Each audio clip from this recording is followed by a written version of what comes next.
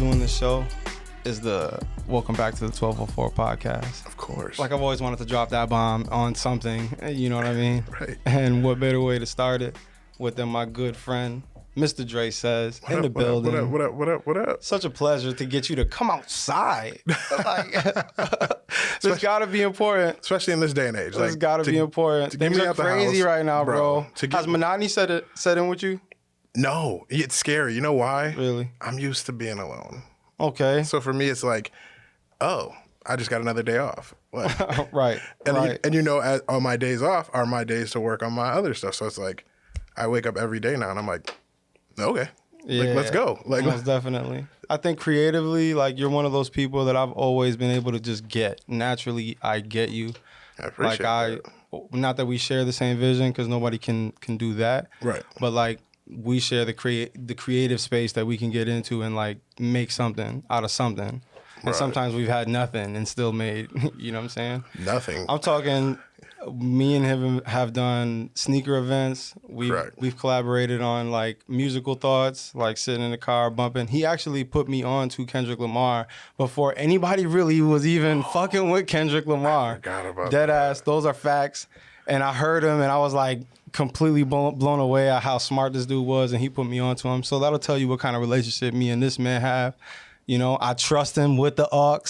You know what I'm saying? You in good hands if he's in your V and you got for a little while. Once I get into my music though, I'll be switching it up a little bit. when that Paramore slips in there after a Jeezy track, you know, things change up a little bit. But no. So honestly, like, what do you think of the podcast so far? I dig your critique. I love your opinion. thoroughly enjoy it. I gave you my one critique about the opening music previously. Yeah. Other than that, I thought everything was great. Yo, to start a podcast off with your first episode being with your most recent ex is amazing. Yeah. You know what's crazy? Who does that? I flip-flopped on that idea a bunch of times before I even like decided to like, okay, I'm gonna reach out and I'm gonna throw this idea out there to the only person I feel like can hear the idea and go, right. You know what? I'll at least think about it. And yeah, she was all about it. And she was a good sport. Bro. Crazy thought. Sorry to cut you off. Yep. Crazy thought. She actually like winged like the latter part of that. Really? Yeah. And there were parts where you can actually see. That's why I love these rough cuts that I'm doing. Right. Like, people got to respect me for this being my first time, you know what I'm saying, ever putting something like this together. It's an artistic, you know what I'm saying? I'm painting a picture here. But you wouldn't be able to tell, to be honest with you. Like, she played it off very well. There were certain parts where you could tell, like, she wasn't expecting what you were going to say. Yeah. And then there was certain parts where you were like, okay, she actually was like, she caught that. She caught what he was going with and ran with it. Yeah. And it helps that she's an intelligent girl. Like, she's no fool. You know what I'm saying? But when I saw your list come out on Instagram, bro, and I saw episode 1, I said, yo, this dude's committing suicide.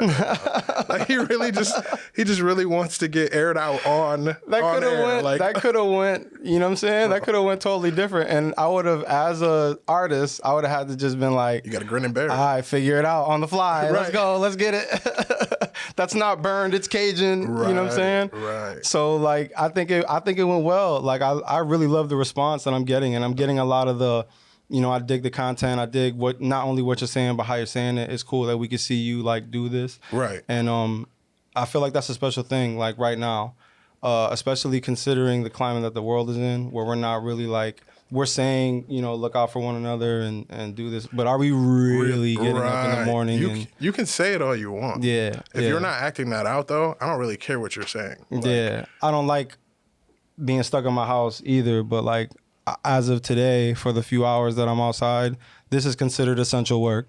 Correct. And, you know what I'm saying, it's for the people, by the people, of course. You know, the inspiration is through just like my meetings of people in general.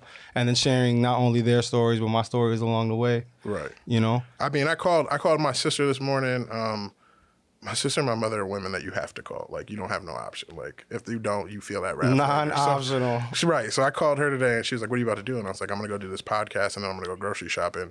And I'm going to do everything I need to do outside the house today. This will be my essential day. And she was like, fact. Okay, and then get your ass back home. I said, yep, that's the plan. Like, for sure. And you know why? Because me and you are what? Why are we high risk, bro?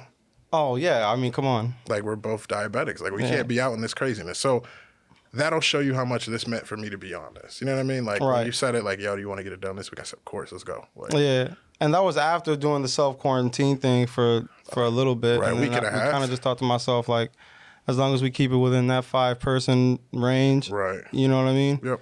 And it's better safe than to be sorry, because, like, honestly, the deaths are piling up on a serious note. Yeah. And do we really know how long this thing will last? Do we know how long they're going to allow us to still have this leeway of leaving the house? Right. So we got to take it. Yeah, I mean, you can't take nothing for granted. We got to take it as it is and do as much as we can while we can. All right. That's it. It's that simple. So Dre and I have known each other for the last, I'm going to say 12 years, right? Yeah. We met, I want to say 2010? 2010, yeah. Easily 2010, I think. So No. So about 10 years. Like 6. It might have been 6, 7. Man, wow. Yeah, it does go like, yeah, bro. We getting old. Are you kidding me? Are you kidding me? But yeah, tell the people what you do. Tell the people what you do and how you do it.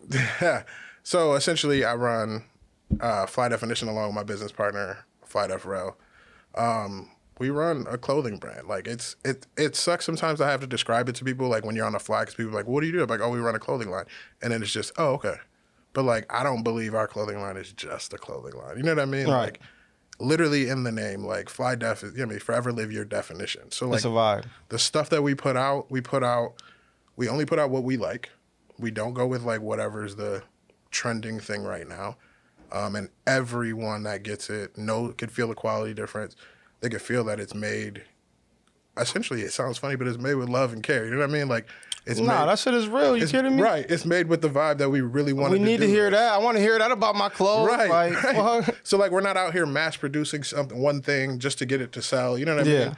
We barely redrop stuff maybe once or twice in the 8-9 years we've been in business. Yeah. We've dropped the same thing again. Like, so that's what we do. On top of that, we do printing as well. We got Ink Villain, which does all of our printing, and that's part of our company as well. Everything, social media, like, I think that's one of the things creators. I respect the most about you, right? Not only the fact that you're like a dedicated family man, right? And I mean, to the family that most people don't be like, most people could be having the problems with the uncles and the cousins and the, you know what I'm saying? And that's a common thing, but you definitely are a family man first and a young entrepreneur. Correct. You know, I feel like that's been the thing I respected like the most about you, that you've always been able to create and then to make that work for you. Correct. You know what I'm saying? I'm wearing Fly Definition right now. Oh, I appreciate it. You know what I mean? I dig it. I tell people this is my Superman logo. It's feel good clothes, you know? Superman logo. So I definitely feel that. And especially with what's going on now, like, are you guys like getting through as far as like distribution is concerned and all that stuff? Yeah. So this just kind of, it's sad to say, but this kind of reinforces my statement I make all the time, where brick and mortar is just not it for us. Right. Like, will we ever have a brick and mortar store? Yeah, when money's not an option. You know what I mean? When money doesn't matter. Like, but do we need one? No. We're in the age of social media. You know what I mean? Everything is online pretty much. Everything is online. There's people, even if you had a brick and mortar store in your own town, people may not come. They would just order it offline and go pick it up later. You know what I mean? So like, sure. It hasn't really affected us that much. We've done what we can to, like, we did the mystery boxes we just dropped, to package in a lot of stuff for a lower amount of money, because we know people aren't making money like they were making before, but to still give them something to look forward to. If you're stuck in the house but you can still receive packages, like, people going crazy right now. Yeah, of course. So for us, that was our little way to do it. Like, sure, let's do 3 different ones. We'll throw in 5 T-shirts, a hat, and a hoodie, you know what I mean, for $75. Like, cool. All right. You get all that stuff, and you got something to look forward to while you're stuck in the house. Yeah, for sure. So it hasn't really affected us that much on that end.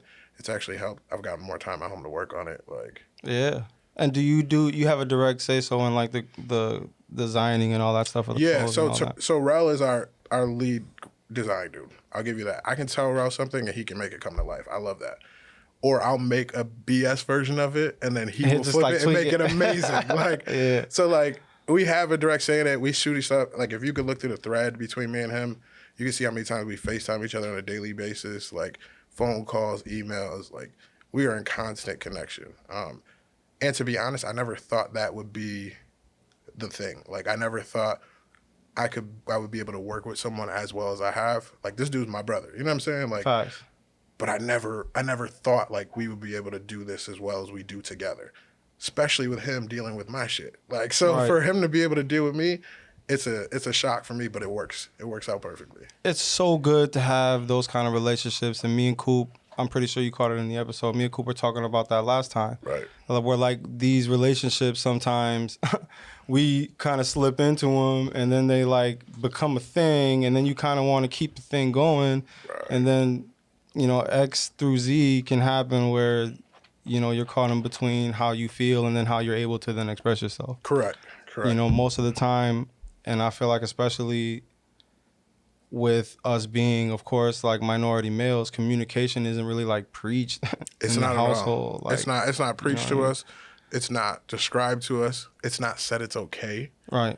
And like, I don't even just mean communication. I mean as far as like being vulnerable in that communication. Yeah. Like there's never a time, at least not when I was younger, where as a minority male you were told, yo, it's okay. Like, you can be vulnerable. It's okay. You can cry for a second. It's okay. You can tell me you love me. Yeah. I didn't start telling my family I love them until I was like 25.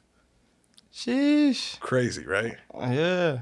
Now, I'm pretty sure there's a reason for that. Bro, let's keep it real. Like, I've said this before online, daddy issues. Yeah. And people don't understand that. Like, they think I'm crazy when I say, yo, men have daddy issues.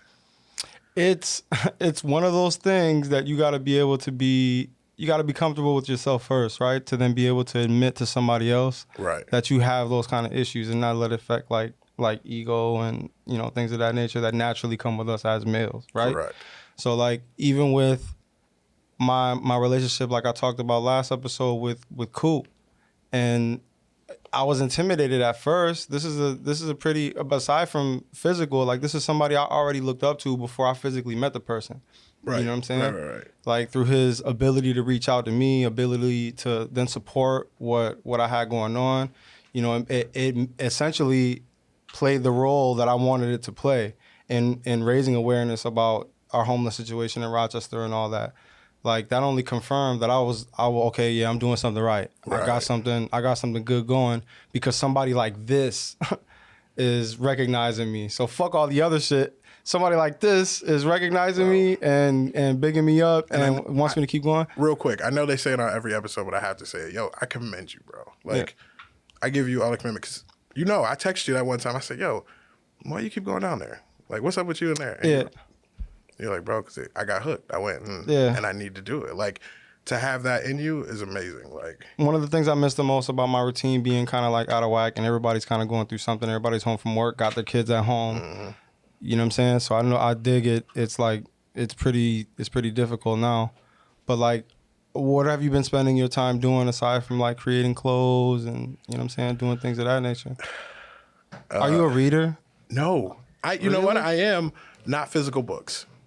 You're like an audio. So I can either do audio or I can read on a laptop or a phone. Like, I can read better on a phone than I can in a physical book. Yeah. And it's crazy because we're so trained. I think it is because, I mean, well, you know, my day job, I work in telecommunications. So for me, I'm constantly on a cell phone. It's easier. My brain is so trained to look at that and stay constantly looking at it that I don't look at anything else while I'm doing it.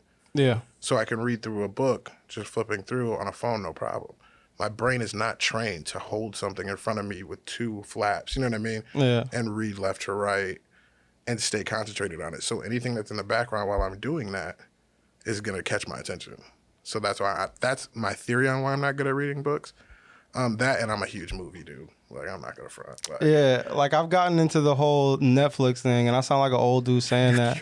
But I got into, because I'm big on documentaries. So usually when I'm Netflix and chilling with a shorty, right? You know what I'm saying? She ain't expect to learn all this shit. Like, you know what I'm saying? She didn't expect the no rom-coms, no rom-coms. you feel me? Oh, man. But yeah, like, so I'm like that. I've gotten into that. Like, and I'm like, I like the crime shit where they're like going these people's heads and try and figure out why they do what they do. That always is like a thing for me. If you ever need suggestions, just let me know. Like, everyone will tell you. I've watched some of the wildest things that you would be like, where did that come from, Dre? What is this movie? I just get, because when I'm working too, I like to play stuff. So I'll play it in the background. Yeah. You know, my computer's here, my TV's off to the left, and it'll just play. And then if it's something that catches my attention, sometimes it pulls me away from work for a minute. You know what I mean? But then if I hear it enough, and I'll be like, later on, I'll be like, yo, what? That movie sounded dope. And I'll go back and watch the whole thing again. Like, I'm just a movie guy. Like, movies are my thing. Like, so the reading, not so much. Yeah. And for me, it's hard to do the reading thing because once they make movies about it, it doesn't depict it the same way. Yeah, that's usually the case. Right. Yeah. And let's just be real. I'm a bum. I don't want to read. Like, I'd rather I've been a regular, like, super chef at my house, man. Like, you been cooking? Not being able to go out to, like, eat. Like, that's kind of like, I was a hot noodle fiend. You know what I'm saying? I went from that to then, I'm one of those guys too where takeout's not the same. No, later on. I can't, like, the same restaurants that I go sit down and eat at, like, it doesn't taste the same for me to then, like, go and pick it up in a plastic bowl. Right. You want to hear something wild? Yeah. So how long have we lived in this neighborhood? You know what I'm saying? Since forever. Right. I've never been to hot noodle. Really? And I used to see you, I would look at your Instagram every day and be like, yeah, I got to try that spot out. So when this is done, bro, when all this is done and they're back beeline, open, make a beeline over there. I'll meet you over there. We'll get some hot. I was like, yo, I got to try this. I'm surprised me and Lindsay didn't bring that up, like, on our podcast, considering that was one of our, like, favorite things to do together. And you was out here shocking I thought she was gonna. Stuff. That's what it was. You know what's crazy? You know what's crazy? Like, I thought every time I like open my mouth, right, and she was sitting where you are, right, I'm like, okay, we've spoken about this, so let's, and then she oh, I got a story, like oh man, that's crazy. Not to pull back with that. Let's talk about the food thing. So you're cooking now, right? At home. Yeah. At home. So this is gonna be my shame moment here. So I've lived in the apartment that I'm in now for 2 years, right? Ask me how many times I turned the stove on in that apartment. Jesus. Just ask. How many times? 0. Really? This week was the first week. And I had an air fryer sitting in a box that my parents graciously bought me for Christmas that sat in a box for almost 2 years, along with a slow cooker. Yes, that's what it is, the big one. Wow, crazy. But in this week, I've used all 3. So the cooking thing is in full effect. Everybody talking about putting on the 15 pounds. I'm going to lose probably 15 just from not eating crack food. Seriously. Like, not eating McDonald's in the morning when I go to work, not grabbing a sub on the way home. Like, are you a Wegmans shopper? I used to be. Have you been to Wegmans, like, recently? Yeah. No, I drove by it today actually and went to Aldi's because it's so Wegmans weird in there, bro. Yeah, and it looks like a scene out of, like, Walking Dead with the, like, plastic things up and, like, the lines where you got to stand, and people's energy just kind of sucks right now. Like, yeah, it really does. Like, I mean, they still look relatively happy to be there. I have a friend who works for Wegmans, and they said they're really taking good care of them. Oh, as far as the employees? You know? Yeah. They're great. I think that's super dope. And I can see how they're considered like essential workers. Right. You know what I mean? Yeah, they gotta have food. Yeah.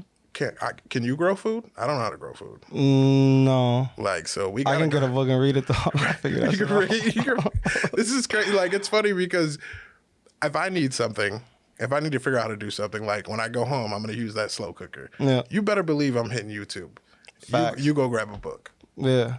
Yeah. It's creative. YouTube would be my, like, last choice. Not even, Really? no disrespect to YouTube, because YouTube is a great platform. Right. Love you guys at YouTube.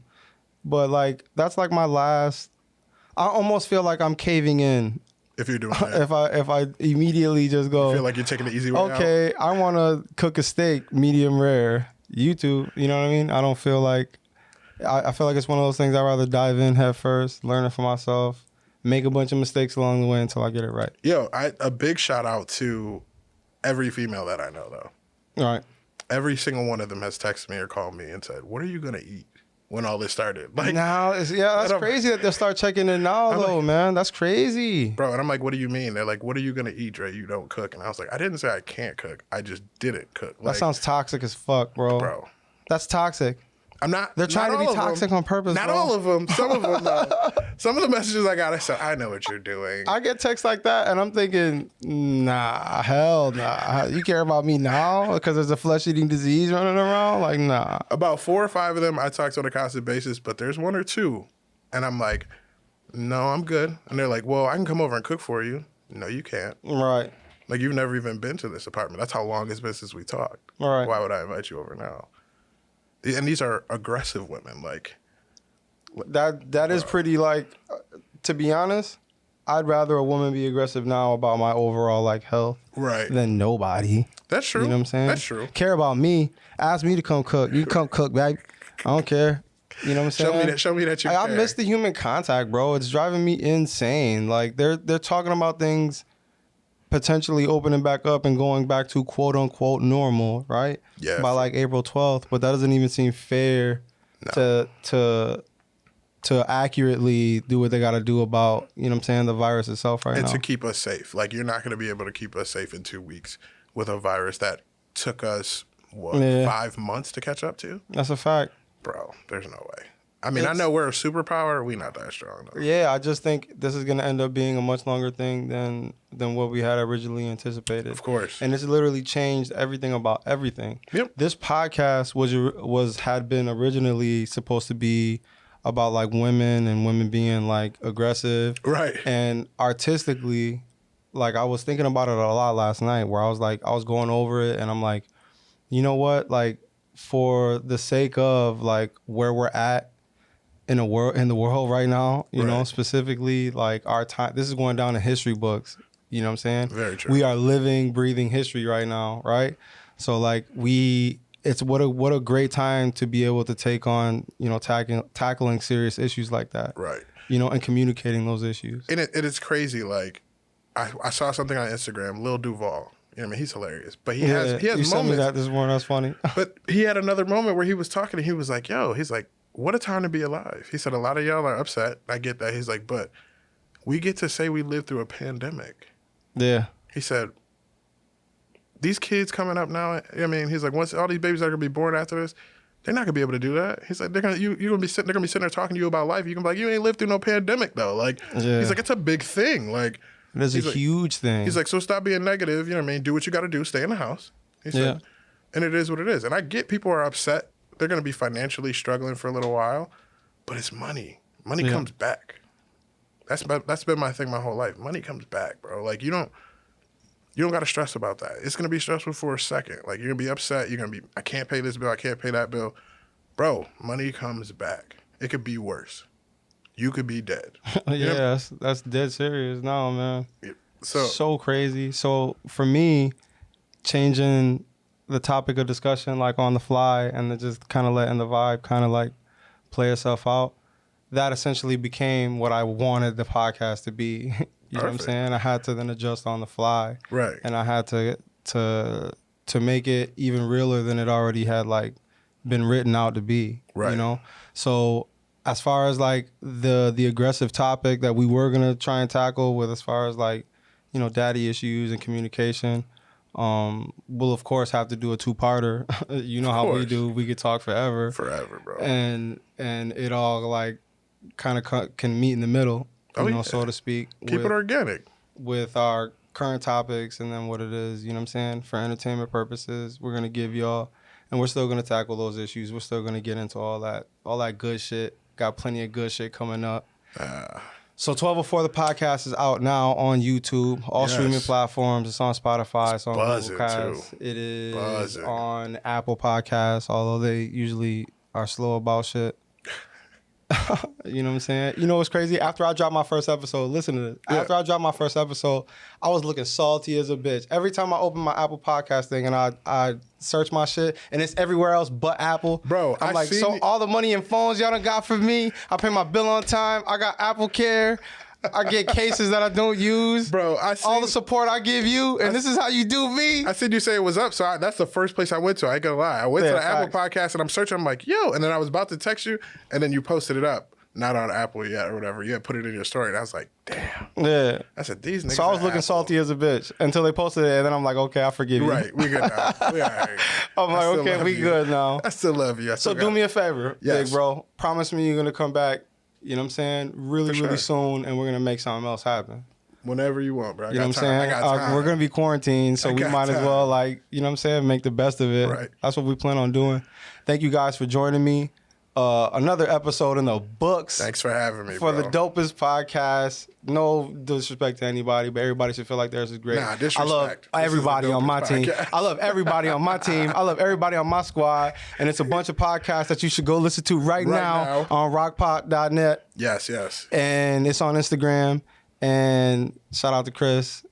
You know what I'm saying? Until next time. You're the GOAT. You make all this happen. You see this beautiful studio we in? That started off as a vision. I felt like None of this shit was here. None of this shit was here, baby. You know what I'm saying? So promise me you're going to come back. We're going to do it real soon. We're going to chop it up. I got mad time, bro. You know what I'm saying? We got love for the people. Shout out to Rochester, New York, all the healthcare workers, all the essential workers. Thank you. And to all the non-essential workers, hold your head. Yes. We're going to make it out of this okay. We are human beings. Money comes back. Money comes back. Take care of your family.